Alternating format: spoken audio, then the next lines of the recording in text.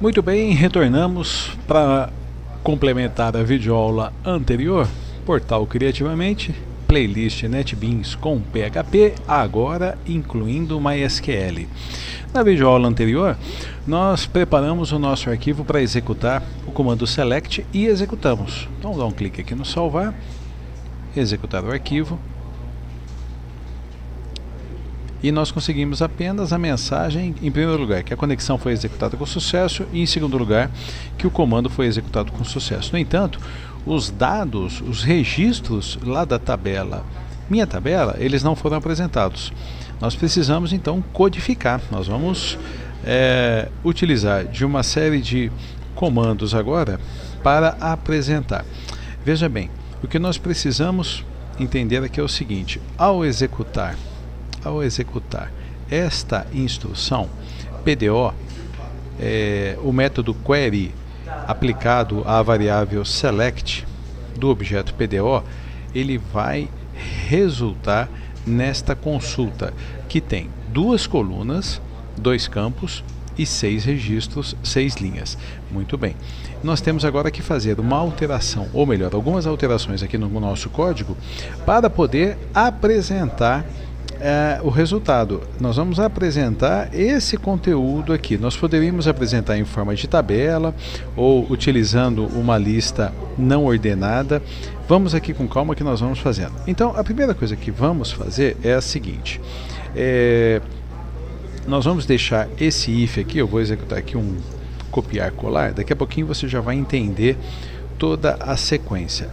E eu vou dizer o seguinte, ó, que uma variável chamada resultado da consulta, ela recebe o resultado da consulta que foi feita junto ao banco de dados. Então, podemos pensar no seguinte, que nesse momento, ao ser executado o comando select, nesta variável que se chama resultado,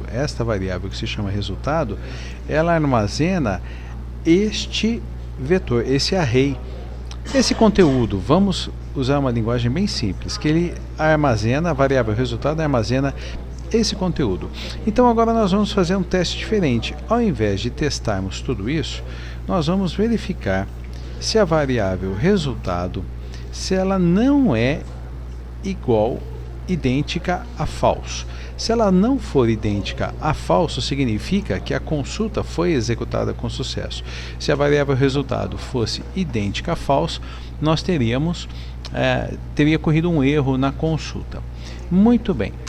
Então, agora, já que o comando foi executado com sucesso, eu vou apresentar aqui embaixo, eu vou aqui pular uma linha, vou dar um BR, e eu vou apresentar aqui embaixo, nos códigos aqui embaixo, vou fazer com que sejam apresentados cada um dos registros dessa tabela. Então eu vou ter que apresentar o primeiro registro, apresentar o segundo, apresentar o terceiro. Então eu vou produzir um loop, uma estrutura de repetição que vai percorrer toda a variável resultado do começo até o fim. E como o resultado na verdade é um vetor, nós vamos utilizar a estrutura de repetição for each. E assim teremos, ó, vamos entender for each como percorra. Então percorra a variável, o vetor resultado, armazenando resultado, armazenando, ele vai ser percorrido linha a linha, armazenando os valores em uma variável chamada registro. Deixa eu explicar isso aqui para você. Voltamos aqui. Então ele vai percorrer do começo ao fim. Quando ele estiver aqui na primeira posição do vetor, registro na posição minha tabela vale 1, registro na posição nome vale Wagner. Nós vamos fazer com que isso seja apresentado. Aí o for each passa para a segunda posição do vetor. Registro na posição minha tabela vale 3, registro na posição nome vale Maria. Nós vamos fazer com que isso seja apresentado. Aí o for each pula para o próximo, pula para o próximo, pula para o próximo, e automaticamente a estrutura de repetição for each, ela vai percorrer todo o vetor. Portanto, cada vez que o for each percorrer, passar por uma linha do vetor, ele vai armazenar o resultado na variável registro. Então o que nós vamos fazer? Nós vamos ecoar registro na posição ID minha tabela. E em seguida eu vou pular uma linha. Eco. Eu vou pular uma linha. Vamos apresentar primeiro os IDs, então serão apresentados 1, 3, 4, 5, 9, 10. Nós vamos apresentar cada um dos IDs. Executar o arquivo. Opa, deu um erro aqui na linha 21. Vamos dar uma olhada para ver o que está faltando na linha 21. E eu já identifiquei aqui que na linha 21 eu tenho um parênteses a mais sobrando. Esse era o erro que estava sendo que estava dando lá, né? Então, muito bem, olha lá, 1, 3, 4, 5, 9, 10, que são exatamente 1, 3, 4, 5, 9, 10. Então nós já apresentamos o resultado da coluna ID minha tabela. Agora nós vamos apresentar o resultado da coluna nome, eco. Então a variável registro na posição nome vai ser apresentado.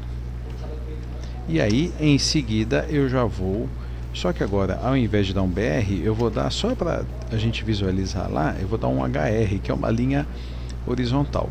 Então será apresentado o nome, pula linha, desculpe, o ID, pula linha, o nome, uma linha horizontal. O ID, pula linha, o nome, uma linha horizontal.